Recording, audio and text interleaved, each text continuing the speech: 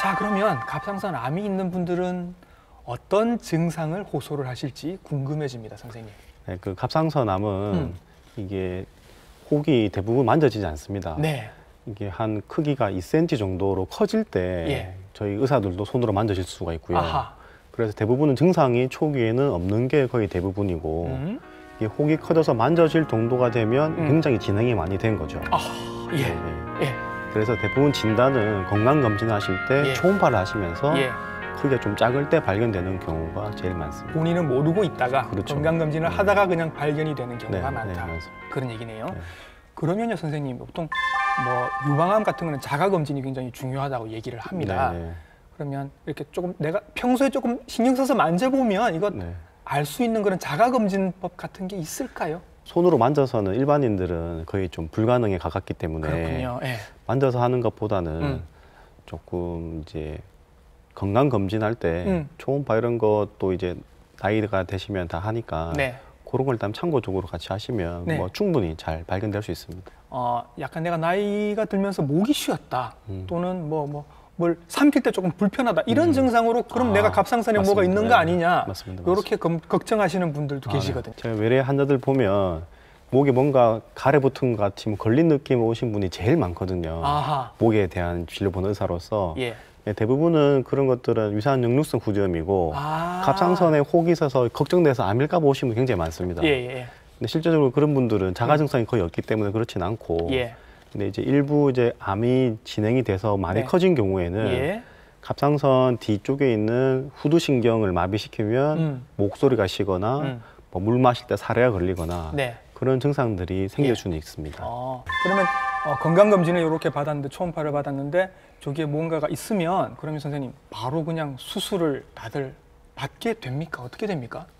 네. 일단은 조직 검사를 했을 때 예. 암이 의심되는 거거나 암이라고 진단받은 사람을 대상으로 수술을 하고 갑상선암은 수술이 지치료입니다. 네.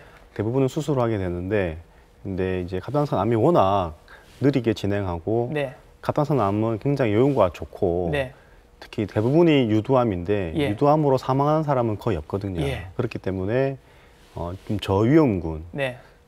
여자라든지 여자 중에 젊은 여자분 혹이 크기가 1cm 이하라든지 임파선 전이가 없고 이 혹이 갑상선 밖으로 침범하지 않은 이런 저위험군들은 수술을 당장 급하게 하지 않고 예. 조금 미룰 수 있다는 개념이죠. 아하. 그래서 느리게 진행하고 그대로 있으면 예. 좀 천천히 해도 되니까 그런 사람들은 수술할 필요성이 없다라기보다는 이제 진행을 안 하는지 주기적으로 초음파 검사를 계속 하면서 적극적으로 경과 관찰을 해야 되지만 수술은 조금 미룰 수 있고요. 예. 나머지 분들은 이제 수술을 하는 게 필요합니다.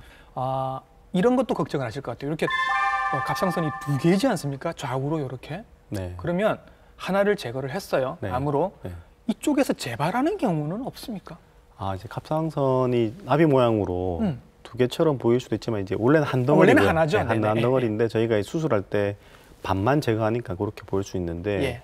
이제 반을 제거했을 경우나 뭐 다 제거하는 경우도 재발 모든 암과 마찬가지로 갑상선암도 재발 위험이 있습니다.